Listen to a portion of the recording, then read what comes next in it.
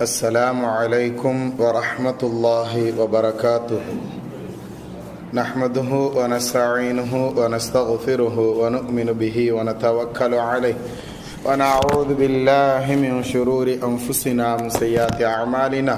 من يهده الله فلا مضل له ومن يضلله فلا هادي له. ونشهد أن لا إله إلا الله وحده لا شريك له. ونشهد أن سيدنا مولانا محمدا عبده ورسوله. قال الله تعالى في القرآن العظيم والفرقان المجيد: أعوذ بالله من الشيطان الرجيم بفضل بسم الله الرحمن الرحيم. ويل لكل همزة لمزة. قال نبينا صلى الله عليه وسلم: إن العبد لا يتكلم بالكلمة ما يتبين فيها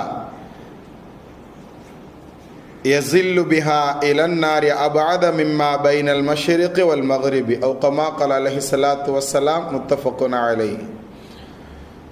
صدق الله المولانا العلي العظيم. صدق النبي صلى الله عليه وسلم.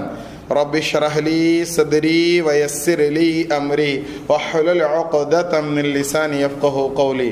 سبحانك لا علم لنا إلا ما علمتنا إنك أنت العليم الحكيم. புகழ் அனைத்தும் அல்லாஹ்விற்கே சொந்தம். இவ்வுலக தலைவரும் பெருமானார் ரசூலை கரீம் ஸல்லல்லாஹு அலைஹி வஸல்லம் அவர்கள் மீதும் அவர்களை பின்பற்றிய சஹாபாக்கள், தாபீன்கள், தபா தாபீன்கள், இமாம்கள், அவுலியாக்கள், ஷஹதாக்கள், நாதாக்கள், சாலிஹீன்கள், குறிப்பாக அமர்ந்திருக்கக்கூடிய நம் அனைவர்களின் மீதும், முஃமினான முஸ்லிமான ஆண் பெண் அனைவர்களின் மீதும் அல்லாஹ்வினுடைய சாந்தியும் சமாதானமும் அன்பும் அருளும் பாதுகாப்பும் என்னென்றும் உண்டாவதாக. ஆமீன். நோயற்ற வாழ்வை அல்லாஹால் நம் அனைவர்களுக்கும் நசீபாக்கி தருவானாக. அவனை நினைத்து வாழக்கூடிய நல்ல முஃமின்களாக நம் அனைவர்களையும் அல்லாஹ் மூத்து வரைக்கும் கபூல் செய்வானாக. நோய் நொடிகளை விட்டும், ஆஸ்பத்திரிகளுடைய செலவுகள் சிரமங்களை விட்டும் மூத்து வரைக்கும் அல்லாஹாலா காத்தருள் புரிவானாக. நீண்ட ஆஃபியத்தை அல்லாஹாலா தந்தருள் புரிவானாக. நல்ல மனைவி மக்களை அல்லாஹ் நசீபாக்கி தருவானாக. உலகத்தில் வாழும் அனைத்து முஸ்லீம்களுக்கும் நல்ல ஈடற்றத்தையும் நல்ல பாதுகாப்பையும் அல்லாஹ் நல்குவானாக. பிஹக்கி சய்யிதினா வ ஆலி சய்யிதினா முஹம்மதின் ஸல்லல்லாஹு அலைஹி வஸல்லம். 1446வது ஹிஜ்ரி ஆண்டு 3வது மாதமான ரபியுல் அவ்வல் மாதம் கடைசி பிறை 29 நாம் அமர்ந்திருக்கிறோம். அல்லாஹாலா இந்த ஜும்மாவினுடைய அனைத்து நலன்களையும் அடைந்து கொண்ட நல்லவர்களாக நம் அனைவர்களையும் பொருந்திக் கொள்வானாக. ஆமீன். கண்ணியமானவர்களை, வரலாற்றில் ஒரு நபர் கிட்டத்தட்ட 15 ஆண்டுகள் தொல்லை கொடுத்த ஒரு நபர், நபி ஸல்லல்லாஹு அலைஹி வஸல்லமுக்கு 15 வருஷம் தொல்லை கொடுத்துருக்கிறாங்க. நபி அவர்கள் மக்கால 13 வருஷம் இருந்தாங்க நபியாக ஆனதற்கு பின்னால். அந்த 13 ஆண்டுகளும் அதனை அடுத்த மதீனாவுக்கு வந்ததுக்கு அப்புறமும் 2 வருஷமும் சரியான தொல்லை கொடுத்தவங்க. அப்படிப்பட்ட ஒரு நபர், அவருடைய பெயர் சுஹைல் இப்னு அம்ர். பேர் என்ன? சுஹைல் இப்னு அம்ர் அப்படிங்கக்கூடிய அந்த நபர் நல்ல வசமாக ஒரு நேரத்தில் என்ன செய்கிறாங்க, மாட்டிக்கிறாங்க. பத்ரு போர் ஹிஜ்ரி 2ல், அதாவது மதீனாவுக்கு வந்து 2வது வருஷத்தில் நடந்த முதல் போர். அந்த போரில் என்ன செஞ்சிடறாங்க, கைதிகள் 70 பேர்கள் பிடிபட்டார்கள். காஃபிர்கள் இருந்து 70 பேர் கைதிகளாக பிடிபட்டாங்க. அந்த 70ல் ஒரு ஆள் யாரு? அந்த நபி ஸல்லல்லாஹு அலைஹி வஸல்லம் 15 வருஷமா தொல்லை கொடுத்த அந்த நபர்கள்ல ஒருவர். வரலாற்று ஆசிரியர்கள் எழுதுறாங்க, அவர் என்ன தொல்லை கொடுத்தாரு அப்படிங்கிறத பார்க்கும்போது அவர் ரொம்ப சாஃப்ட் கேரக்டர். அந்த நபர் எப்படி? ரொம்ப சாஃப்டான நபர், ரொம்ப பயங்கரமாக மூர்க்கத்தனமாக சண்டை போடக்கூடிய ஆள்லாம் கிடையாது. ஆனால் அவரை பற்றி வரலாற்று ஆசிரியர்கள் எழுதுறாங்க, அவர் ஹத்தீபுன் மினல் குரைஷ், குறைஷி சமூகத்தினுடைய ஒரு பிரசங்கி. அவர் நல்ல நாவன்மை உள்ள பேச்சாளர். ஹத்தீபுன்னு சொன்னா ஜும்மா பயான் பண்றது, ஜும்மா நடத்துறதுக்கு நம்ம ஹத்தீபுன்னு எப்படி பேர் இந்த காலத்தில் வச்சிருக்கிறோமோ, அந்த காலத்தினுடைய குறைஷிகளுக்கு ஏதாவது ஒரு பிரச்சனைனா இவர் தான் எழுந்து நின்று என்ன செய்வாராம், அவங்க பேசக்கூடிய ஹத்தீபு மினல் குறைஷ், குறைஷிகளினுடைய ஹத்தீப். ஒரு சமூகத்துக்கே ஒரு ஆள் என்ன செய்யறாரு, ஒரு பிரசங்கியாக அவர் சொன்னா எல்லாரும் கேட்கிறபடி இருக்காங்கன்னு சொன்னா அது எவ்வளவு பெரிய மதிப்புமிக்க ஒரு விஷயங்கிறத கவனத்தில் எடுத்துக்கிடணும். அப்ப இந்த மாதிரி இந்த சுஹைல் அப்படிங்கக்கூடிய இந்த நபர் இவங்க என்ன செய்வாங்கன்னு சொன்னா, காபத்துல்லாக்கு அந்த காலங்களில் யார் யாரெல்லாம் யாத்திரை செய்வதற்காக வேண்டி வர்றாங்களோ, அந்த காலத்தினுடைய நடைமுறை பிரகாரம் ஹஜ் உம்ரா செய்யறதுக்கெல்லாம் யார் யார் வர்றாங்களோ அவங்களுக்கெல்லாம் உணவு கொடுக்கறது, தண்ணீர் கொடுக்கறது அப்படிங்கக்கூடிய அந்த பொறுப்புகளில் இவரும் ஒரு ஆள். அப்படிப்பட்ட இந்த நபர் நபி ஸல்லல்லாஹு அலைஹி வஸல்லம் அவர்களுக்கு ஆரம்பத்தில் இருந்தே எப்படி எதிர்ப்பு தெரிவிக்கிறார் அப்படின்னு சொன்னா, தன்னுடைய நாவால் யாரும் நபிக்கு பின்னாடி போயிடக்கூடாது, நபி சொல்றதெல்லாம் சரி கிடையாதுன்னு தன்னுடைய பிரசங்கத்தால் குறைஷிகளை கட்டி போட்டு வைத்திருந்தவர். எத்தனை வருஷம்? 15 வருஷம் நபி ஸல்லல்லாஹு அலைஹி வஸல்லம் அவங்களுக்கு அவ்வளவு பெரிய தொல்லை. ஏன்னா குறைஷிகள் அந்த காபத்துல்லாக்கு அந்த வர்ற யாத்திரிகளுக்கு உணவு கொடுக்கறது, தண்ணி கொடுக்கறதுன்னு சொன்ன பாருங்க. இப்படிப்பட்ட முக்கியமான பொறுப்புல குறைஷிகள் மட்டும்தான் இருப்பாங்க. இப்படிப்பட்ட முக்கியமான பொறுப்புல குறைஷிகள் மட்டும்தான் இருப்பாங்க. அப்படிப்பட்ட இந்த குறைஷிகளை கட்டுப்படுத்தி வச்சிருக்கிறாருன்னு சொன்னா அவரு எவ்வளவு ஒரு திறமையான நபராக இருக்க முடியும். குறைஷிகள் தீனுல் இஸ்லாத்துக்குள்ள வந்துட்டாங்க அப்படின்னு சொன்னா ரொம்ப இலகுவா போயிடும். தீனுல் இஸ்லாம் எல்லா இடத்துக்கும் பரவுறதுக்கு. ஆனா குறைஷிகள் அவ்வளவு சீக்கிரம் தீனுல் இஸ்லாத்துக்குள்ள வரல. காரணம் இவர் தான். யாரு? சுஹைல் இப்னு அம்ர் அப்படிங்கக்கூடிய நபர். நீங்க கூட கூகுள்ல லேசா அப்படி குரான்ல போய் தட்டி பாருங்க. வெறும் தமிழ்ல எழுதினாலே போதும். சுஹைல் இப்னு அம்ர். அரபில எழுதணும்னு கூட அவசியம் இல்லை. அவருடைய ஹிஸ்டரியே வரும். அவருடைய பிள்ளைங்க எத்தனை பேர்? 2 பசங்க தீனுல் இஸ்லாத்துக்குள்ள வந்தாங்களா இல்லையா, யார் முதல்ல வந்தது, அத்தா வந்தாங்களா மகன் வந்தாங்களாங்கிற எல்லா டீட்டெயிலும் உங்களுக்கு கூகுள் கொடுத்துரும். நீங்க தேடி பாருங்க. அப்படியாவது நம்மளுடைய நல்ல விஷயங்கள்ல தேடக்கூடிய அந்த அமைப்புகள் நமக்கு வரும் பொழுது அந்த போனை வச்சு என்னென்ன நம்ம தவறுகள் செய்திருந்தாலும் இது மாதிரி நல்ல விஷயங்களுக்கு நம்ம அதை பயன்படுத்தும் போது நம்மளுக்கு அல்லாஹ் தஆலா அதை வச்சு நம்மளுக்கு அந்த போனை வச்சு நல்ல விஷயங்களை நம்மளை கையாளக்கூடிய ஒரு பாக்கியத்தை தருவோம். செய்யலாமா? ஹைர். அந்த சுஹைல் இப்னு அம்ர் 15 வருஷம் கழிச்சு சரியா மாட்டிக்கிறாங்க. எங்க? பத்ருனுடைய போரினுடைய கைதிகள்ல ஒரு ஆள். 70 கைதிகளில் ஒரு நபராக மாட்டிக்கொள்கிறார்.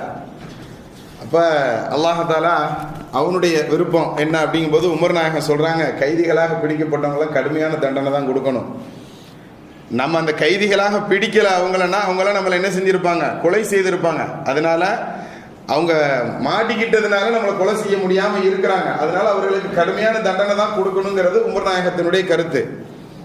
அபூபக்கர் நாயகம் என்ன செய்வாங்க? எல்லாமே நம்ம சொந்தக்காரங்க, எல்லாமே நம்ம சொந்தக்காரங்க, நம்ம ஏதாவது ஒரு பணைய தொகையை வாங்கிட்டு ஆட்களை விட்டுறலாம் அப்படின்னு சொல்லுவாங்க. நபி ஸல்லல்லாஹு அலைஹி வஸல்லமுக்கும் அதுதான் சரின்னு படும். அபூபக்கர் நாயகத்தினுடைய கருத்தை எடுத்துக்கிடுவாங்க. எல்லார்ட்டையும் 1000 இருந்து 4000 வரைக்கும் வெள்ளிக்காசு ஒவ்வொரு ஆளுக்கு தகுந்தாப்புல என்ன செய்வாங்க? ஃபைன் போடுவாங்க. அந்த ஈட்டு தொகையை கொடுத்துட்டு கிளம்பிடலான்னு சொல்லுவாங்க. ஈட்டு தொகை கொடுக்க முடியாதவங்க என்ன செய்யணும் அப்படின்னு சொன்னா, எழுத படிக்க தெரியாத குழந்தைகளுக்கு என்ன செய்யணும்? கல்வி கத்து கொடுத்துட்டு அந்த பிள்ளைங்க நல்லா எழுத படிக்க தெரிஞ்ச அளவுக்கு ஆனோம்னா அவங்க என்ன செய்யலாம்? போகலாம். அப்படிங்கிற இந்த மாதிரி ஒரு சட்டத்தை என்ன செஞ்சாங்க? கொண்டு வந்தாங்க. அல்லாஹ் தஆலா வசனத்தை இறக்குனா, மகான் நபியின் ஐயக்கூன லஹு அஸ்ரா. கைதிகளுடைய விஷயத்துல ஈட்டு தொகையை வாங்குறது அல்லாஹ்க்கு விருப்பம் இல்லை. உமர் நாயகம் சொன்னாங்கல்ல கடுமையான தண்டனை கொடுக்கணும்னு, அதை அல்லாஹ் தஆலா வசனமா இறக்குனா. சரி, இது முடிஞ்சிருச்சு, இனிமேல் இப்படி செய்யாதீங்கிற கண்டிப்பது போன்று அந்த வசனம் முடிஞ்சது தானே. அப்ப அந்த கைதிகள்ல ஒரு ஆளாக இருந்தவர் யாரு? சுஹைல் அப்படிங்கிறவங்க. அப்ப யார் ரசூலல்லாஹ், எனக்கு ஒரு அனுமதி வேணும். கடுமையான தண்டனை தான் எல்லாருக்கும் கொடுக்கல, நீங்க அட்லீஸ்ட் இந்த சுஹைல மட்டுமாவது என்கிட்ட கொடுங்க. முன்னாடி உள்ள அந்த 2-3 பல்ல மட்டும் நான் தட்டி எடுத்துறேன். ஏன்னா அந்த அளவிற்கு அவர் தன்னுடைய பேச்சினால் குறைஷிகளை என்ன செஞ்சு வச்சிருந்தாங்க? வசப்படுத்தி வைத்திருந்தார். பேசுறதுக்கு முன்னாடி நல்லா யோசிக்கணும் கண்ணியத்திற்குரியவர்களை. வார்த்தை அப்படிங்கிறது இருக்குத, நபி ஸல்லல்லாஹு அலைஹி வஸல்லம் அவர்கள் ஒரு ஹதீஸ்ல அருமையாக சொல்லி தருவாங்க. அபூ ஹுரைரா ரலியல்லாஹு தஆலா அவர்கள் நமக்கு அந்த ஹதீஸ் அறிவிப்பு தருவாங்க. நம்ம தலைப்புல ஓதி காட்டிய ஹதீஸ் அது. அன்னஹு சமிஅன் நபிய ஸல்லல்லாஹு அலைஹி வஸல்லம் யகூல், நபி ஸல்லல்லாஹு அலைஹி வஸல்லம் அவர்கள் சொல்ல நான் கேட்டு இருக்கிறேன்னு அபூ ஹுரைரா ரலியல்லாஹு தஆலா அவர்கள் அந்த ஹதீஸை சொல்றாங்க. நபி சொன்னாங்க, இன்னல் அப்த ல யதகல்லமு பில் கலிமதி மா யதபையனு ஃபீஹா. ஒரு வார்த்தையை பேசும்போது அதனுடைய முன்பின் விளைவுகளை யோசிக்காமல் ஒரு மனிதன் ஒரு வார்த்தையை பேசுகிறான் அப்படின்னு சொன்னா, ஒரு வார்த்தையினுடைய முன்பின் விளைவுகளை யோசிக்காமல் சிந்திக்காமல் ஒரு மனிதன் ஒரு வார்த்தையை பேசினால், அடுத்து நபி ஸல்லல்லாஹு அலைஹி வஸல்லம் சொல்றாங்க, யஸில்லு பிஹா இலன் நாரி அபாத மிம்மா பைனல் மஷ்ரிக் வல் மக்ரிப். மேற்கிற்கும் கிழக்கிற்கும் மத்தியில் எவ்வளவு தூரம் இருக்கிறதோ அதை விட மிகப்பெரிய நரகத்தில் அவனை அல்லாஹ் தள்ளி விடுவான், அவனை இறக்கி விடுவான் என்ற செய்தியை நபி ஸல்லல்லாஹு அலைஹி வஸல்லம் சொல்றாங்க. புகாரி முஸ்லிம் போன்ற இந்த 2 கிரந்தங்கள்லையும் இந்த ஹதீஸ் பதிவு செய்யப்பட்டு இருக்கிற. ஸோ நாம் எந்த வார்த்தைகளை பேசினாலும், எந்த விஷயங்களை நாம் அந்த ஒரு சின்ன வார்த்தையாக இருந்ததுக்கு யோசிக்காம பேசிட்டோம்னா அதுக்குண்டான தண்டனை என்னங்கிறத நபி ஸல்லல்லாஹு அலைஹி வஸல்லம் இவ்வளவு பெரிய தண்டனை சொல்றாங்கன்னு சொன்னா, நான் பேசக்கூடிய விஷயங்களை கவனத்தில் எடுக்கணும். கண்ணியத்திற்குரியவர்களை, நம்மளுடைய பேச்சுக்களை சரியாக அமைச்சுக்கிடணும். அப்படி நியாயத்தின் பக்கம் தன்னுடைய பேச்சு இல்லாமல் சரியான பேச்சை பேசாத ஒரு நபர், அந்த நபருக்கு உண்டான தண்டனை எப்படி வந்து இக்கட்டான சூழ்நிலை மாட்டிக்கிட்டார் பாத்தீங்களா? சுஹைல் இப்னு அம்ர் அப்படிங்கக்கூடிய அந்த நபர் என்ன செய்யறாங்க, நபியிடத்துல நல்லா, அதுலயும் உமர் நாயகம் சொன்னாங்க, அவருக்கு தண்டனை தான், அதாவது பெரிய தண்டனை, கடுமையான தண்டனைங்கிறது இந்த காலத்துல கூட போர் கைதிகளாக இருக்கக்கூடியவர்களுக்கு என்ன மரண தண்டனை தான் கடுமையான தண்டனை. நான் சொன்ன மரண தண்டனை தான் கொடுக்கல, அட்லீஸ்ட் அந்த பல்ல மட்டுமாவது கலட்டிக்கிறேன். ஏன்னு சொன்னா அது உடைக்கப்பட்ட பல்லு போனா சொல்லு போச்சுன்னு சொல்லுவாங்க பாருங்க. அதனால இவரால் பேச முடியாது, இனிமேல் குறைஷிகளுக்கு மத்தியில் இவருடைய ஜம்பம் பலிக்காது, பல்ல மட்டும் கலட்டிக்கிறேன்னு சொல்லுவாங்க உமர் நாயகம். அப்ப அதனால நம்மளுடைய வார்த்தைகளை கவனமாக கையாளணும். நம்மளுடைய சூழல்கள் ஆகரத்துல எப்படி அல்ல இவ்வளவு பெரிய தண்டனை இருக்குன்னு சொல்றானோ, அது மாதிரி உலகத்துல நம்ம மாத்தினாலும் பெரிய தண்டனை தான் அப்படிங்கிறத விளங்கி கொள்வதற்காக வேண்டிய அந்த நிகழ்வை நம்ம சொன்னோம். கண்ணியத்திற்குரியவர்களை, அல்லாஹ் உண்மையை உணர்ந்து பேசக்கூடிய நல்ல விஷயங்களை பேசக்கூடிய நல்ல நபர்களில் அல்லாஹ் நம்மை கபூல் செய்வானாக. ஆமீன். அடுத்து அல்லாஹ் குர்ஆன் ஷரீஃபில் சொன்ன ஒரு வசனத்தை நாம மேலே கோடிட்டு காட்டணும். நிறைய பிரபல்யமாக நம்ம ஓதக்கூடிய சின்ன சூறாக்கள்ல ஒன்று சூரத்துல் ஹுமஸா. சூரத்துல் ஹுமஸா அல்லாஹ் அந்த ஆயத்தை ஆரம்பிக்கும் போதே அருமையாக சொல்லுவான், வயலுன் லிகுல்லின், ஒவ்வொருவருக்கும் நாசம்தான் அப்படின்னு அல்லாஹ் சொல்றான். வயல் அப்படின்னு சொன்னா வயலுங்கிற ஒரு நரகமே இருக்குதுன்னு சொல்லி தஃப்சீர்கள்ல வரும். அந்த ஆயத்திற்கு விளக்கம் சொல்லக்கூடிய சஹாபாக்கள் அருமையாக சொல்லுவாங்க, வயல்னா அர்த்தம் டிக்ஷனரியில பார்த்தோன்னா என்ன இருக்கும், நாசம் அப்படின்னு இருக்கும். ஆனா அந்த வயல் என்ற ஒரு நரகம் இருக்குது, அந்த நரகத்துக்கு பேரே வயல் தான் அப்படின்னு சொல்லியும் ஒரு கருத்து இருக்கிறது. ஆக எது எப்படியோ வயல் என்பது ஒருவருக்கு உண்டு. அந்த ஒருவர் யார் அப்படின்னு சொன்னா ஹுமஸத்தில் லுமஸா, புறம்பேசி திரியக்கூடியவர்கள். ஒருவரை ஒருவர் என்ன செய்யறது, புறம்பேசி திரிகிறவர். இந்த மாதிரி குறை சொல்லி புறம்பேசி திரியக்கூடியவர்களுக்கு என்ன உண்டு அப்படிங்கறது அல்லாஹ் சொல்றான், வயல் என்ற நாசம் உண்டு அப்படின்னு நம்ம என்ன செய்யலாம், விளங்கி கொள்ளலாம். கண்ணியத்திற்குரியவர்களை, ஆக பேசுதல் அப்படிங்கிறதுல கவனத்தை நாம் கையாளணும். கவனத்தை கையாளாமல் நாம பேசணும்னு சொன்னா உலகத்திலையும் தண்டனை கிடைக்கும், ஆகிரத்திலையும் தண்டனை கிடைக்குங்கிறத விளங்கிக்கிட்டோம். அதுலேயும் குறிப்பாக நல்லதை பேசாமல் அடுத்தவர்களை பற்றி புறம் பேசுறோம் அப்படின்னு சொன்னா நமக்கு உண்டான தண்டனை என்னங்கிறத இந்த வசனத்துல அல்லாஹ் சொல்லும் பொழுது வயல் என்ற நரகம் கிடைக்கும், நாசம் கிடைக்கும்ங்கிறத அல்லாஹ் சொல்றான். அப்ப நாம நல்லதை பேசலாமா? இன்ஷா அல்லாஹ், அல்லாஹ் கபூல் செய்யும். நம்மளுடைய வாழ்க்கையில மௌத்து வரைக்கும் அடுத்தவர்களை பற்றி புறம்பேசாத நல்ல நபர்களில் அல்லாஹ் நம்மை கபூல் செய்வானாக.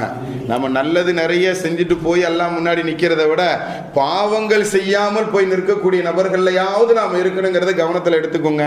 அதுலேயும் குறிப்பாக இந்த புறம் போன்ற பெரிய விஷயங்கள் இருக்குத பார்க்கறதுக்கு சாதாரண மாதிரி தெரியும், நம்மளுடைய நன்மைகளை பூரா என்ன செஞ்சிடும், அழிச்சிட்டு போகக்கூடிய சின்ன சின்ன பாவங்கள்ல தான் இந்த நாக்குனால ஏற்படக்கூடிய பாவங்கள். கண்ணியத்திற்குரியவர்களை, நபி ஸல்லல்லாஹு அலைஹி வஸல்லம் ஒரு ஹதீஸ்ல அருமையாக சொல்லுவாங்க. நம்ம தொடர்ச்சியா நாவு சம்பந்தமா பேசுறது சம்பந்தமா கேட்டுக்கிட்டே வர்றதுனால இந்த விஷயத்தை சொல்றேன். நபி ஸல்லல்லாஹு அலைஹி வஸல்லம் 4 குணங்களை சொல்லுவாங்க, 4 விஷயங்கள். இந்த 4 விஷயங்கள் யாருடைய அடையாளம் தெரியுமா அப்படிங்கறத சொல்லும் பொழுது முனாஃபிக், நயவஞ்சகனுடைய அடையாளம் அப்படின்னு நபி ஸல்லல்லாஹு அலைஹி வஸல்லம் சொல்லுவாங்க. அந்த நயவஞ்சகனுடைய அடையாளம் 4. அர்பஅன் மன் குன்ன ஃபீஹி கான முனாஃபிகன் ஹாலிசன், பியூர் முனாஃபிக், பியூர் நயவஞ்சகன் யாரு தெரியுமா அப்படிங்கறத நபி ஸல்லல்லாஹு அலைஹி வஸல்லம் சொல்லிட்டு இந்த 4 குணம் யார்கிட்ட இருக்கோ அவன் தான் பியூர் முனாஃபிக் அப்படிங்கறத நபி ஸல்லல்லாஹு அலைஹி வஸல்லம் சொல்றாங்க. முனாஃபிக்னா அரபி வார்த்தை, அதனுடைய தமிழ் பொருள் என்ன அப்படின்னு சொன்னா நயவஞ்சகன். நயவஞ்சகன்னா இங்க இருக்கும்போது இவர்களை போன்று இருப்பான், அங்க போயிட்டா அவர்களை போன்று இருப்பான், ஒரு நிரந்தரமான ஒரு இதுல இருக்க மாட்டான், இரட்டை நாக்குடையவன், யாரை பார்த்தாலும் அவங்களுக்கு தகுந்தால் போல மாறிக்கொள்ளக்கூடியவன், இவனுக்கு முனாஃபிக்னு சொல்லுவாங்க. முஸ்லிம்களிடம் இருக்கிற வரைக்கும் முஸ்லிம்கள் மாதிரியே இருந்து கொள்வது, முஸ்லிம்களை விட்டு மாற்றார்கள் இடத்துல போகும்போது அவர்களிடத்துல அவர்களுக்கு தகுந்தால் போல் ஜால்ரா அடித்துக் கொண்டு இருக்கக்கூடியவர்களுக்கு அந்த காலத்துல யூதர்கள் அது மாதிரி இருந்தாங்கிறனால அவர்களுக்கு அந்த முனாஃபிக் என்ற பெயர் சொல்லப்பட்டது. அது போன்று இன்றும் நம்மள தீனுல் இஸ்லாத்துக்கும் வெளியேயும் அப்படி இருக்காங்களோ இல்லையே, நம்மளுக்குள்ளேயும் நிறைய நபர்கள் அது போன்ற இரட்டை நாக்குடையவர்கள் இருக்கிறோம் இல்லையா, அவர்கள் எல்லாம் எச்சரிக்கையாக நாம் அது போன்ற நபர்கள்ல இருக்கோமா அப்படிங்கிறதுக்கு இந்த 4 அடையாளங்கள் நமக்கு பயன்படும். நினைத்திருக்கிறீர்கள், என்னன்னு தெரிஞ்சுக்கலாமா? நாம முனாஃபிகா இல்லையாங்கிறத இதை வச்சு நாம என்ன செஞ்சுக்கலாம், நம்மள நாமளே தட்டி பார்த்து கொள்ளலாம். நபி ஸல்லல்லாஹு அலைஹி வஸல்லம் சொன்னாங்க, மன் கானத் ஃபீஹி ஹஸ்லத்தும் மின்ஹுன்ன, 4 இருந்தா பியூர் முனாஃபிக்கு, 4ல ஏதாவது 1-2 இருக்குதுன்னு சொன்னா முனாஃபிக்கோட குணம் இவர்கிட்ட இருக்கு, அதுல இருந்து அவர் தவிர்ந்து கொள்ளாத வரை அவர் என்ன செய்ய முடியாது, பியூர் முஸ்லீமாக ஆக முடியாதுங்கிறத நபி ஸல்லல்லாஹு அலைஹி வஸல்லம் சொல்லிட்டு முதலாவது விஷயமாக சொல்லுவாங்க, அவர் மேல நம்பிக்கை வச்சா அந்த நம்பிக்கைக்கு மோசடி செய்வார். நம்பிக்கைக்கு நம்பணும் அப்படின்னு சொன்னா அந்த நம்புதலுக்கு பாத்தியமாக அவர் நடந்துக்கிட மாட்டார், நம்புதலுக்கு பாதகமாக தான் நடப்பார். நம்பிக்கைக்கு மோசடி செய்யக்கூடியவர் அப்படிங்கிறது யதார்த்தமான முதல் விஷயம். ரெண்டாவது நபி ஸல்லல்லாஹு அலைஹி வஸல்லம் சொன்னாங்க, இதா ஹத்தஸ கதிப, பேசினா போய் தான் பேசுவான். செஞ்சையாடா, இல்லை நான் செய்யலத்தா. நம்ம பிள்ளைகள கூட யாரு செஞ்சதுன்னு கொஞ்சம் மிரட்டுற துணியில கேட்டா போதும், அத்தை அடிக்க போறாருன்னு நினைச்சு என்ன செய்வான், ஆரம்பத்திலேயே சொல்லிடுவான், இல்லத்தா நான் செய்ய, நான் அந்த பக்கமே போகல அப்படிமா பிள்ளை. சொல்லுவானா இல்லையா? என் பிள்ளைலாம் அப்படி இல்லைங்க அப்படின்னு சொல்லி வீட்டில இருந்து கூட என்ன செய்வாங்க, நம்மளுக்கு சப்போர்ட் செய்வாங்க.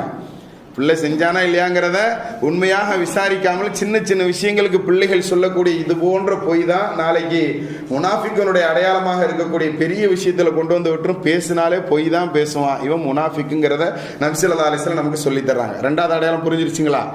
நம்பிக்கைக்கு மோசடி செய்யறவன் முதலாவது. ரெண்டாவது நபி ஸல்லல்லாஹு அலைஹி வஸல்லம் சொல்றாங்க, பேசினா பொய் தான் பேசுவான் அதிகமா. அடுத்து இதா ஆஹத கதர, ஏதாவது ஒரு உடன்படிக்கை செய்தால் உடன்படிக்கைக்கு மாற்றம் செய்வான்.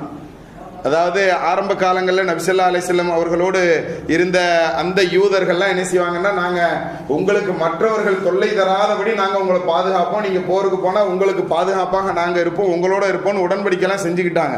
ஆனா அந்த உடன்படிக்கைக்கு மாற்றம் செய்தவர்களாக போரினுடைய நேரத்தில் பின்வாங்கி ஓடி போயிட்டாங்க.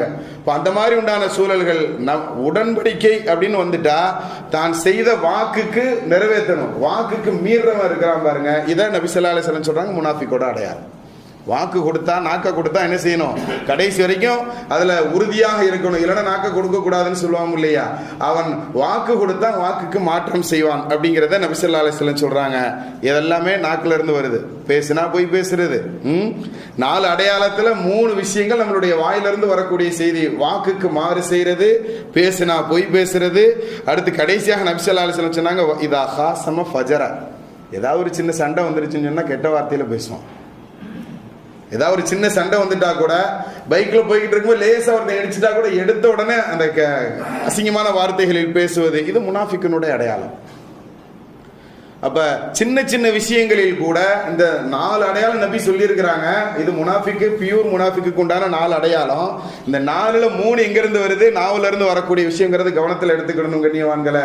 அதனால இந்த நாக்கினுடைய விஷயத்தில் நாம் பேணக்கூடியவர்களாக இருக்கணுங்கிறத நமக்கு இந்த ஹதீஸ் ரொம்ப தெளிவுபடுத்தும். அடுத்து பொய் பேசினா அது முனாஃபிக்கினுடைய அடையாளங்கிறத பார்த்தோம். பொய்யிலேயே பெரிய பொய் எது தெரியுமா? இன்றைய காலத்தில் நாம பொய்யை கூட ஹதீஸினுடைய வடிவத்தில் கொண்டு வந்துட்டோம் அப்படின்னு சொன்னால் பிரச்சனை இல்லைன்னு நினச்சிக்கிட்டு இருக்கிறோம். நிறைய பேர்கள் என்ன செய்கிறாங்கன்னு சொன்னால், யூடியூப்ல தான் விளங்கினது தான் உண்மையான ஹதீஸ் அப்படின்னு சொல்லிட்டு என்ன சின்ன சின்ன விஷயங்களை கூட தவறாக விளங்கி கொண்டு பேசி கொண்டு இருக்கக்கூடியவர்களை நாம் பார்க்கிறோம். நபி ஸல்லல்லாஹு அலைஹி வஸல்லம் அருமையாக சொல்லுவாங்க, அந்த ஹதீஸை பிரபல்யமான சஹாபி அவர்கள் நமக்கு என்ன செய்கிறாங்க, அறிவிப்பு செய்கிறாங்க. முகைரத் இப்னு ஷுஅபாங்கிற சஹாபி அவர்கள் அறிவிக்கக்கூடிய இந்த ஹதீஸ் புகாரியில் இடம்பெறுது. நபி ஸல்லல்லாஹு அலைஹி வஸல்லம் அவர்கள் சொல்ல நான் கேட்டிருக்கிறேன் அப்படின்னு சொல்லி அந்த சஹாபி அறிவிக்கிறாங்க, இன்ன கதிபன் அலைய லைஸ கதிபி அலா அஹதின். சாதாரணமா உங்களுக்கு மத்தியில் பேசிக்கிட்டு இருக்கும்போது நீங்க பொய் சொல்றீங்களே, அந்த மாதிரி பொய் கிடையாது, என் விஷயத்துல அப்படி பேசுறது. அதனால என் விஷயத்துல பேசும்போது பொய் இல்லாம பேசிக்கோங்க அப்படிங்கறத நபி ஸல்லல்லாஹு அலைஹி வஸல்லம் எச்சரிக்கை செய்து விட்டு சொல்றாங்க, யார் என்னுடைய விஷயத்தில் ஒரு பொய்யை சொல்கிறாரோ ஃபல்யதபவ்வா மக்அதஹு மினன் நார், அவர் தன்னுடைய இருப்பிடத்தை நரகத்தில் ஆக்கிக் கொள்ளட்டும்ங்கிறத நபி ஸல்லல்லாஹு அலைஹி வஸல்லம் ரொம்ப கண்டிஷனா சொல்றாங்க. புகாரி, முஸ்லிம் போன்ற கிதாபுகளில் இந்த ஹதீஸ் இடம்பெறுகிறது. தொப்பி போடுறது சம்பந்தமா கிட்டத்தட்ட 22 ஹதீஸுகள் இருக்கு ஆதாரமாக, தொப்பி போடணும் அப்படிங்கிறது சம்பந்தமா. எங்கேயாவது நபி ஸல்லல்லாஹு அலைஹி வஸல்லம் தொப்பி போட தேவையில்லை அப்படிங்கிற மாதிரி ஒரு ஹதீஸ் கூட, தேவையில்லைன்னு கூட சொன்னதில்லை, போடக்கூடாதுங்கிறது அப்புறம். ஆனா ஆதாரபூர்வமாக எந்த ஒரு நபியிடம் இருந்து இல்லாத ஒரு செயலை எப்படி வழக்கப்படுத்திட்டாங்க அப்படின்னு சொன்னா, தொப்பி போடுறது குற்றம் என்பது போன்றே மக்களுக்கு மத்தியில் உருவாக்கிட்டாங்க பாருங்க. இந்த மாதிரி உருவாக்குதல்ங்கிறது இது நபியின் மீது உண்டான பொய் சொல்லுதலா இல்லையாங்கிறத கவனத்தில் எடுத்துக்கோங்க கண்ணியத்துக்கு. இது உதாரணத்துக்கு தான் ஒன்று சொல்றேன். ஏன்னா இந்த காலத்துல சில விஷயங்களை இது போன்று கொண்டு வர்றாங்க. அல்லாஹ் தஆலா உண்மையை விளங்கி அமல் செய்யக்கூடிய பாக்கியவான்கள் நம்மை கபூல் செய்வானாக. நபியினுடைய விஷயத்துல அவங்க சொல்லாததை சொன்ன மாதிரி இப்படி உருவாக்குறோம் பாருங்க, இதுவும் நபியினுடைய மேல போய் சொல்றதுதான். அப்படித்தானே? என்னுடைய விஷயத்தில் நான் சொல்லாததை நான் செய்யாததை எவர்கள் உருவாக்கி தர்றாங்களோ அவங்களுக்கு என்ன உண்டு? ஃபல்யத்தபவ்வா மகாதஹு மின்னார். நரகத்துல தான் தன்னுடைய இருப்பிடத்தை ஆக்கிக்கிடணுங்கிறத கவனத்தில் எடுத்துக்கொள்ளணும் கண்ணியவான்களை. அடுத்து நபி ஸல்லல்லாஹு அலைஹி வஸல்லம் சொல்லுவாங்க, வியாபாரம் இருக்கு, வியாபாரத்துலலாம் பொய் சொல்லாமல் இருக்க முடியுமா அப்படின்னு கேட்பாங்க. நபி ஸல்லல்லாஹு அலைஹி வஸல்லம் அருமையாக சொல்வார்கள், 2 பேர், ஒரு ஆள் வியாபாரி, ஒரு ஆள் வாங்குறவர் அப்படின்னு சொன்னா, விற்பவரும் வாங்குபவரும் இந்த 2 நபர்களுக்கு மத்தியில உண்மை பேசி அந்த பொருள்ல உண்டான குறைகளை எடுத்து சொல்லி அவர் வித்தால், இவரு வாங்குறவரும் அது மாதிரி அடுத்த இடத்துல இதோட கம்மியா கிடைக்கி அப்படிங்கிற மாதிரி உண்டான பொய்களை சொல்லாமல் உண்மையை பேசி வாங்கினார் அப்படின்னு சொன்னா அவர்களுடைய வியாபாரத்தில் பரக்கத்து செய்யப்படும். அந்த 2 பேருடைய அந்த வியாபாரத்தில் அல்லாஹ் பரக்கத்தை செய்கிறான். சின்ன லாபம் கிடைச்சாலும் அல்லாஹ் அதுல அதிகமான பரக்கத்தை வச்சிருக்கிறான். மாற்றமாக பொய் சொல்லி அந்த வியாபாரத்தில் உண்டான அந்த பொருட்களில் உண்டான குறைகளை மறைத்து எவர் விற்பாரோ அவர்களுடைய அந்த வியாபாரத்தில் பரக்கத்து அகற்றப்படும். அதனால சஞ்சடங்கள் ஏற்படும் அப்படிங்கிறத நமக்கு நபி ஸல்லல்லாஹு அலைஹி வஸல்லம் சொல்லி தர்றாங்க கண்ணியவான்களை. ஆக நம்மளுடைய அதிகமாக நாம் சம்பாதிக்கக்கூடிய வியாபாரமாக இருந்தாலுமே கூட அதுல பொய் இருக்கக்கூடாது நமக்கு தெளிவுபடுத்தப்படுது. அதனால பொய்கள் சொல்லாம இன்ஷா அல்லாஹ் இருக்கலாமா? ஏன்னா சின்ன பிள்ளைங்க நிறைய இருக்கிறதுனால கட்டாயம் இது நாம் அவர்களுக்கு மத்தியில் விதைக்க வேண்டிய ஒரு விஷயம். 3 இடங்களில் நபி ஸல்லல்லாஹு அலைஹி வஸல்லம் பொய் சொல்லிக்கிடலான்னு ஒரு அனுமதி கொடுத்திருக்கிறாங்க. ஒன்னு போரினுடைய நேரங்கள்ல, புரியுதா? 2வது மனைவியை திருப்திப்படுத்துறதுக்காக வேண்டி அப்படின்னு சொல்லி நபி ஸல்லல்லாஹு அலைஹி வஸல்லம் சொல்லி இருக்கிறாங்க. 3வது 2 சமூகம், அதாவது ஒரு சமூகம் 2ஆ பிரிஞ்சு கிடக்குறாங்கன்னு சொன்னா அவங்கள ஒண்ணு சேர்க்கறதுக்காக வேண்டி போய் சொல்லிக்கிடலாம். ஆக இந்த மாதிரி உண்டான முக்கியமான விஷயங்களை தவிர்த்து வேற எதுலையும் நாம் நம்மளுடைய வாழ்க்கையில் பொய் பேசாத நல்ல முஃமின்களில் அல்லாஹ் நம்மை கபூல் செய்வானாக. பிஹக்கி சய்யிதினா வ ஆலி சய்யிதினா முஹம்மதின் ஸல்லல்லாஹு அலைஹி வஸல்லம்.